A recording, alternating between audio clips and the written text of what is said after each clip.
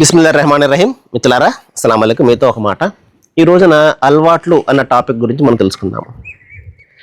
అలవాట్లు మంచివా కావా? ఏ అలవాటు అయినా కూడా మనకు నష్టం కలిగించినంత వరకు, మన ద్వారా ఇతరులకు ఇబ్బంది కలిగించినంత వరకు అలవాటు ఓకే.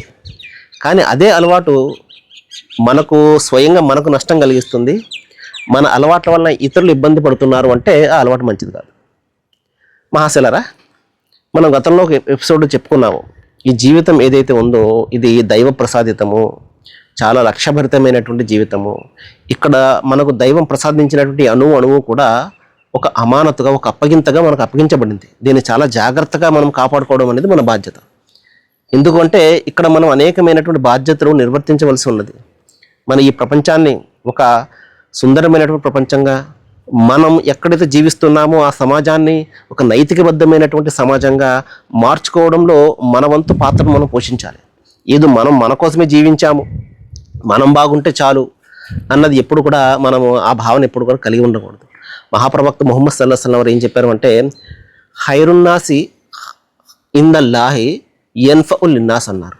అంటే దైవం దృష్టిలో మొత్తం మానవుల్లో ఉత్తమమైన వారు ఎవరు అంటే ఎవరి ద్వారానైతే ఇతరులకు ఎక్కువగా లాభం కలుగుతుందో అన్నారు. కాబట్టి మహాశిలరా, అలవాట్లు కొన్ని మనకు హాని కలిగించినటువంటి అలవాట్లు ఉంటాయి. ఉదాహరణకి టీ కాఫీ కావచ్చు, మరొకటి కావచ్చు. అదేవిధంగా మరికొన్ని అలవాట్లు, మంచి అలవాట్లు ఉంటాయి.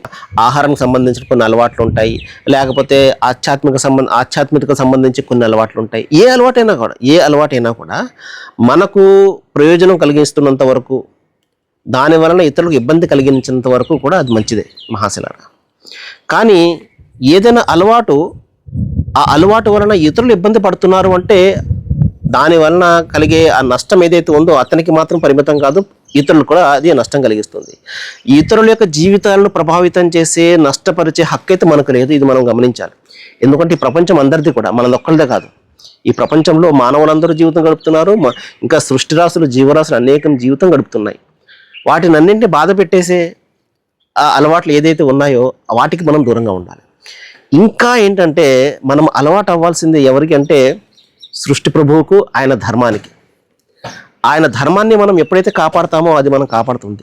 ధర్మో రక్షతి రక్షిత అని చెప్పేసి మనం ఒక శ్లోకాన్ని కూడా మనం చూస్తాము.